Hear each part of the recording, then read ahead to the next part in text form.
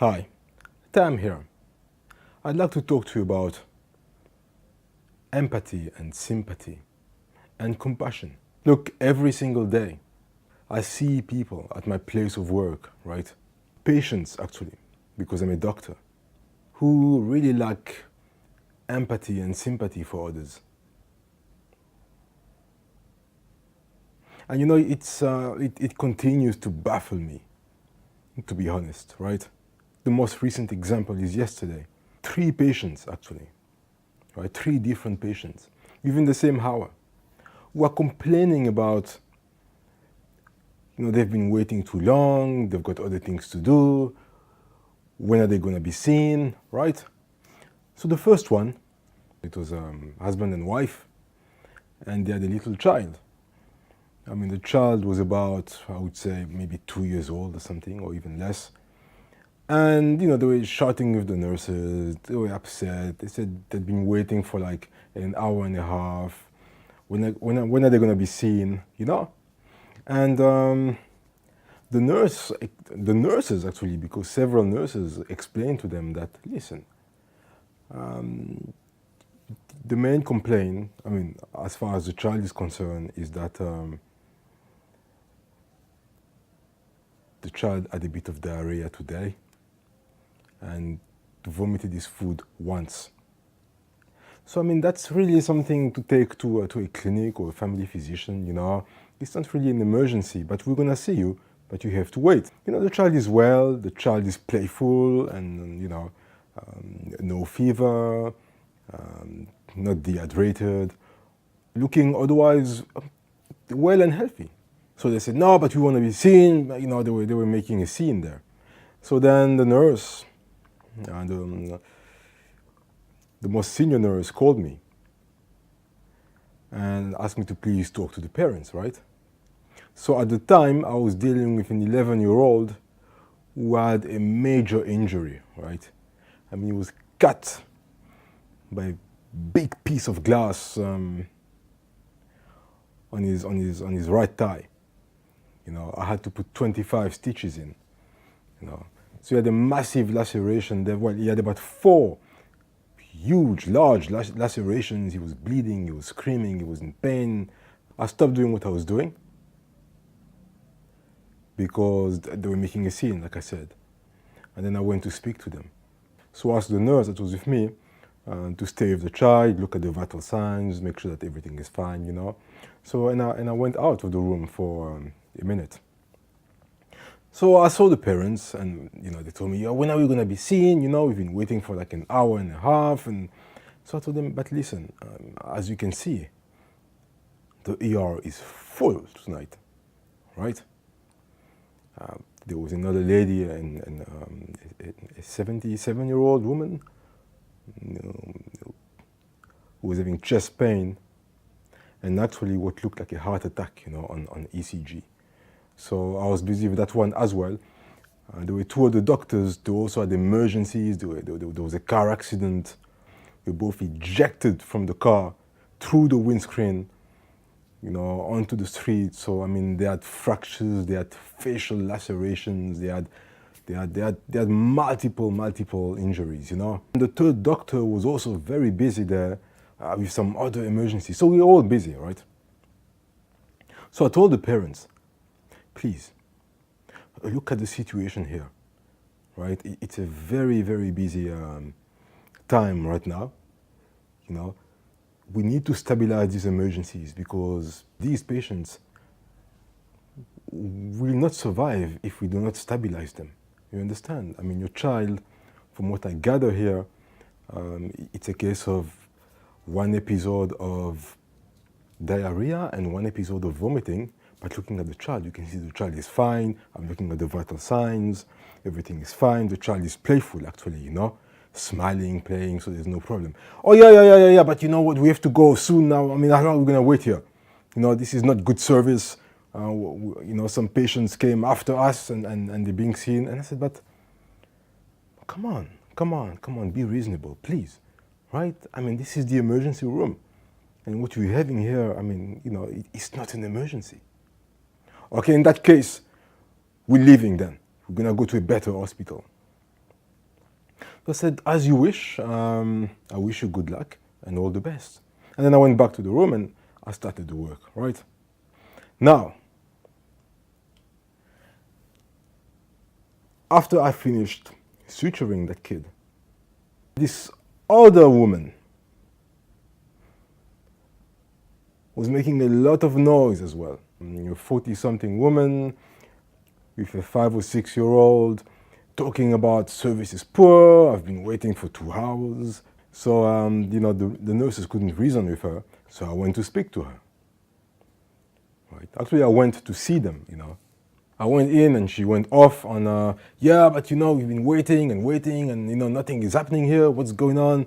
You people are not working. And so I told her, I'm sure you are realizing that there is plenty of emergencies here. You can see the blood on the floor from the last patient 5 minutes ago, right?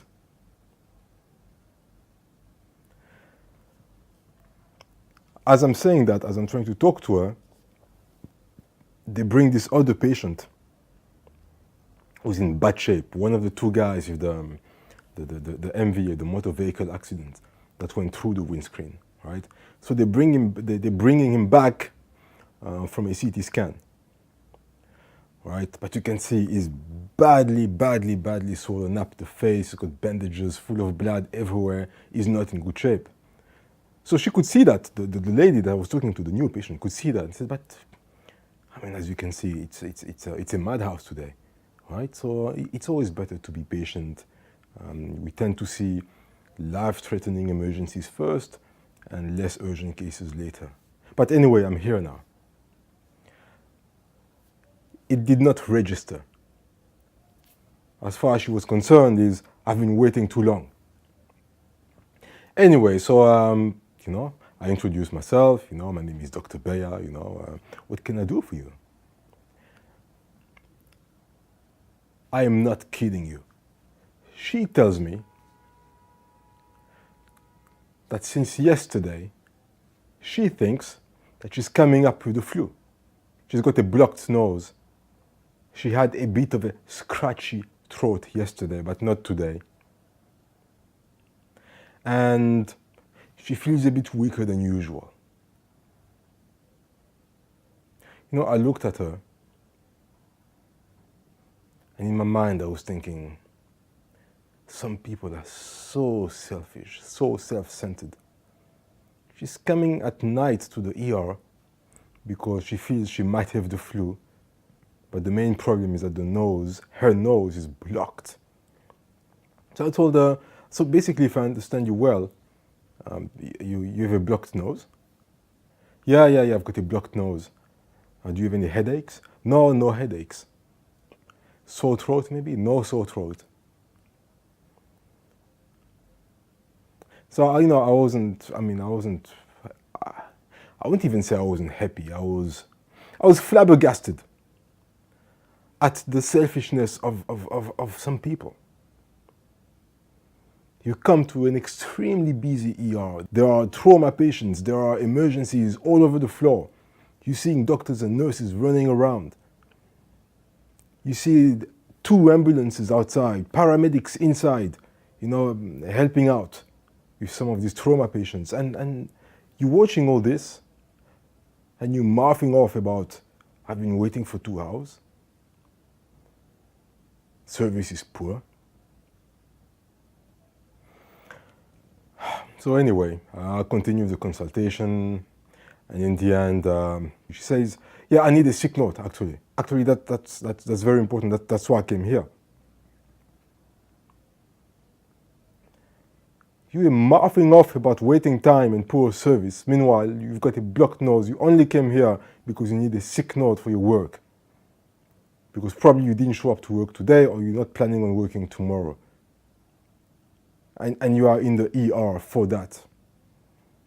And you're complaining and making a scene there, making a spectacle of yourself, talking about poor service, you're waiting too long. That's unbelievable. That's shocking. I didn't see the 3rd patient who was complaining as well. He was seen by another doctor. but it was the same story. A minor ailment. Minor ailment. Everywhere you look, there is a lot of narcissistic people, right? Self-centered people. You know, and these people, you know, they can never be happy in their life. They matter more than the rest of us. They are the center of the universe. And it's always me, me, me, me, me, me. We have to run away from people like that. And when you get a chance to educate them, we have to educate them and make them see the light. Make them understand that we are all human beings here. We are all equal human beings, right? Each one of us has its own path to spirituality, right? But one thing that I know for sure is that if you believe in the concept of a God, a creator, I don't want to dwell too much into the spiritual, right? But I will say this. Personally, I believe in God. God as the creator. Not just the creator of our earth and everything in it, but our solar system, our galaxy, and beyond that, you know. I don't want to comment about the universe, because the universe, I mean, look, I mean, you know, planet Earth is a drop in this ocean that is the universe, right? So, I mean, look, it will be, I really can't comment on that. It's something too big for me to understand. But I know that all of us on Earth, all of us 7.5 billion human beings, right? All of us together, we are God. All of us together. Because I believe that, you know, for you to be a God, there must be some people calling you a God. I don't know if I'm making sense.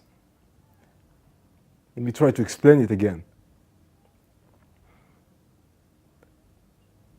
There's two components to being a God. There is God, and then there are the masses calling that being a God. So if these 7.5 billion people are disappear from Earth today, then that being disappears as well. I mean, does it make sense? It's very difficult. I think I need to make another video to talk about that, because it's a long topic. But maybe for the sake of this video, right, to cut a long story short, what I'm saying is that let's restrict the presence of a God to planet Earth. Of course, the Creator will encompass the entire universe. But for the sake of arguments, and for the sake of not getting lost into this vast topic that is the universe, let's just confine our thinking for a while to planet Earth, which is a drop in the ocean, in this ocean that we call the universe, right? So on planet Earth, if you accept that all 7.5 billion humans are all the creation of one God, then for that God to exist, humans need to exist. Meaning if all 7.5 billion people are wiped out from planet Earth in an instant now, and all animals are wiped out now, and all living creatures on planet Earth are wiped out in an instant now, and in the next second there is absolutely nothing, just an empty planet with no life. And now expanding outside the planet, you know, and trying to encompass the solar system, the galaxies, and the entire universe. If you accept that all those billions and trillions of planets, this infinity of planets, this infinity of galaxies, right, has been created by a God, If all that is in the universe disappears, and there is no life anywhere in the universe, then God ceased to exist. Because for you to be a God, you need people, you need creatures to call you a God.